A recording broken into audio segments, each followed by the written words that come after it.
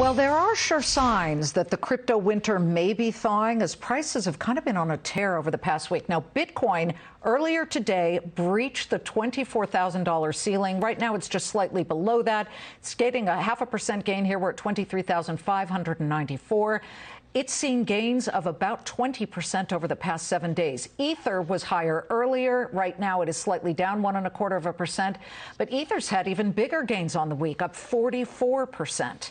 And take a look at XRP. Now, it too was higher earlier. It's down about 1.5% at the moment, but it has seen year to date a problem, more than 55%. But all that could change on the outcome of one highly publicized court case between the SEC and crypto company Ripple. Lawyer John Deaton is very much a part of that case. He's been there since the start, representing 68,000 retail investors that hold XRP. He joins us now with Charlie Gasparino. Charlie, take it away. John, obviously the case, if you look at some of the motions, is going in your favor, going in the favor of Ripple. It seems like the judge is siding with them on motions for discovery, on document requests, including Bill Hinman, that former SEC chairman's notes involving his speech that Ripple says is a big part of their case. And you've been right there all along since the beginning as amicus curiae. And now, from what we understand, they want you gone. They're trying to get you off the case. What happened? Well, Charlie, thank you. And thank you, Liz, for having me back on. It's crazy times.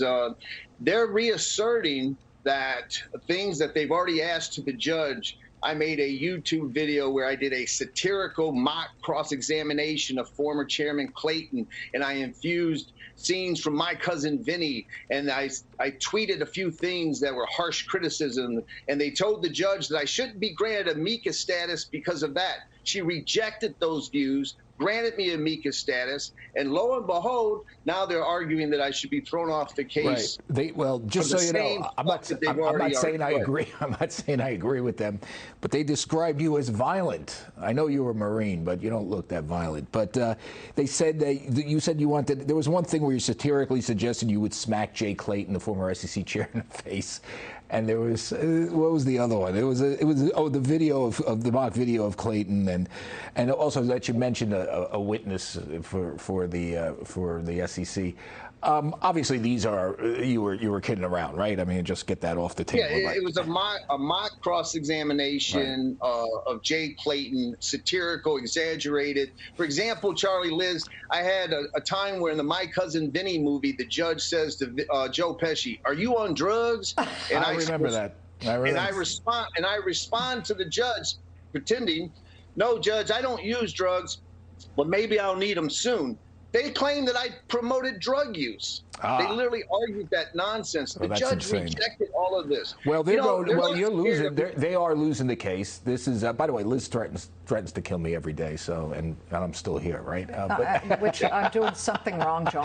I don't know. You got to help. The poison's not working, whatever it's going on. But what are the next steps in this case? I mean, we've been going around and around. It obviously has huge implications. If Ripple wins, and they can say they're not a registered security. They're not a security. Are a crypto. A crypto. If they win, yes, exactly. that basically is going to curtail the SEC's regulation efforts. And it looks like they're moving in that direction, at least based on the judge's motions. What's the next step here? Well, the next step right now, there's that Daubert motion, which is just challenging expert witnesses, and briefing next month is due for summary judgments. That's where each side tries to get a complete victory. The judge decides one way or the other, or she might decide that a jury has to issue certain factors. But you're right, Charlie.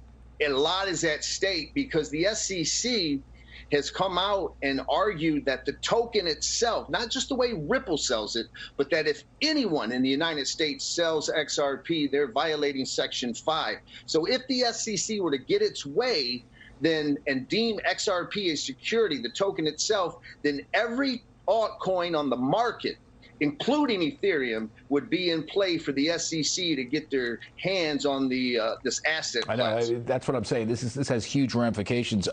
Brad Sherman told Ellie Terrett, my producer today, that he thinks that the SEC is going to win easy. He thinks that the investigation should expand, not just to this one aspect with Ripple to any like coin wallet or any sort of aspect of crypto that was trading the XRP or trades it. What do you think about that? Well, I think that Congressman Sherman, along with Chairman Gensler, wouldn't know security if it bit him in the butt, to be honest with you. They keep saying that. You're going to get in trouble for saying that, by the way. That's violent. Well, I know. I said but.